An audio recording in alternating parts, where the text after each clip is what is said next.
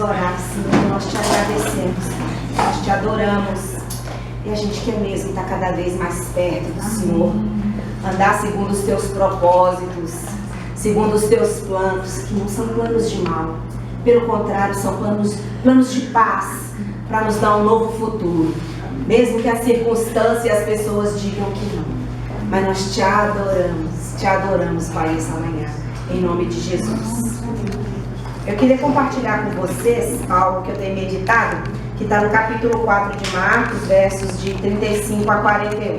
É uma passagem bem conhecida, é quando Jesus acalma a tempestade. Essa situação se deu no Mar da Galileia, ou também conhecido Lago de Tiberíades. Esse lago ele fica mais ou menos uns 200 metros abaixo do nível do mar. E aí as tempestades, ele é um lago embaixo, em volta são morros, principalmente o Monte Hermon. As tempestades caem nos morros, né, nas montanhas, e elas descem e chegam no mar com muita força. Tem uma pequena abertura para o mar e faz assim um canudo de vento potente e levanta grandes ondas. Jesus, quando fala aqui, ele está dizendo está sugerindo aos discípulos que eles vão para outra margem que fica mais ou menos a leste desse mar. Naquele dia, sendo já tarde, disse-lhes Jesus: passemos para outra margem. E eles, despedindo a multidão, levaram, assim como estava no barco, e outros barcos os seguiam. Ora, levantou-se grande temporal de vento, e as ondas se arremessavam contra o barco, de modo que o mesmo já estava a encher-se de água. E Jesus estava na popa, dormindo sobre o travesseiro. Eles o despertaram e lhe disseram: Mestre, não te importa que pereçamos? E ele, despertando, repreendeu o vento e o mar. Acalma-te, emudece. O vento se aquietou e fez-se grande bonança. Então lhes disse: por que sois assim tão tímidos? Como é que não tendes fé? E eles, possuídos de grande temor, diziam uns aos outros: quem é este que até o vento e o mar lhe obedece? Nós podemos aprender aqui muitas coisas, mas eu queria salientar 3 coisas que me corrigiram nesses dias, que está nesse primeiro verso. Passemos a outra margem. Passemos a outra margem. Jesus sempre sabe para onde vai. Jesus foi criado naquela região. Eu nunca fui a Jerusalém, eu sei essas informações. Como que uma pessoa que mora lá não ia saber? Ele conhecia, eu já tinha ouvido falar das tempestades que acontecem lá. Elas acontecem até hoje. Mas Deus sempre sabe o que faz. Jesus sempre está conosco, nos guiando, e Ele sempre sabe para onde vai. Sabe das circunstâncias difíceis, adversas. Eles sabem que nós vivemos nesse mundo, nós somos carne e pó, precisamos de dinheiro, de saúde, de amor, de carinho, de atenção. Ele nos fez como ego. Ele sabe que esse ego se desmancha, se machuca, mas Ele sempre sabe para onde vai. Ele sempre sabe o que faz. No meio da provação, Jesus está sempre com a sua igreja.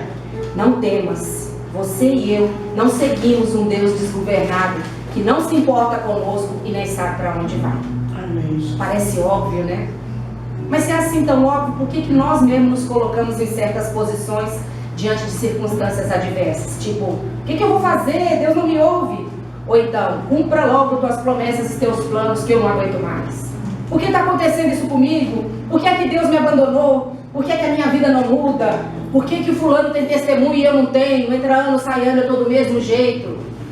Eu não sei vocês, mas eu já falei essas bobagens para Deus muitas vezes. Os discípulos se desesperaram, como eu, muitas vezes na minha vida. E ousaram interpelar Jesus com esse desespero. Não te importas? A gente falou para Deus, não te importas? Isso revela muito do estado deles e de muitos de nós diante da tribulação. Jesus nos convida, após a graça salvadora, a encontrar as nossas vidas, a passar para o outro lado. Isso é outra coisa que nós aprendemos. Que lado? O lado, primeiro, o lado do caráter mudado. Quem mentia, não minta mais. Quem roubava, não roube mais.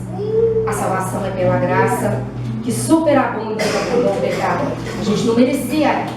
Quem tinha que ter morrido pelo meu pecado era eu naquela cruz.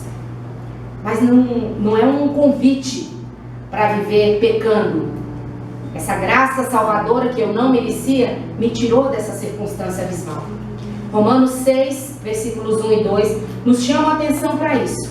Pois como viveremos do mesmo modo, cometendo os mesmos erros, pecando nas mesmas coisas ou até em outras, após tão grande obra de salvação? Eu não estou falando de regras, eu estou falando de princípios. O outro ponto acerca desse outro lado, além do caráter, é o lado do Jesus no sobrenatural.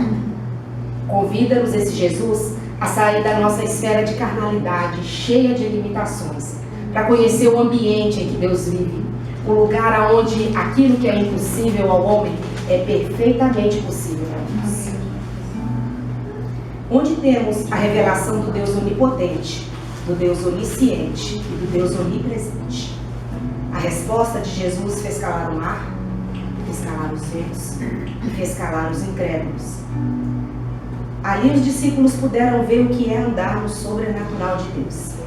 Pela falta de fé naquele momento, eles não puderam usar da autoridade dada a eles, mas depois, como vemos, por exemplo, no livro de Atos, ante alguns desafios até maiores, eles tiveram êxito pela fé.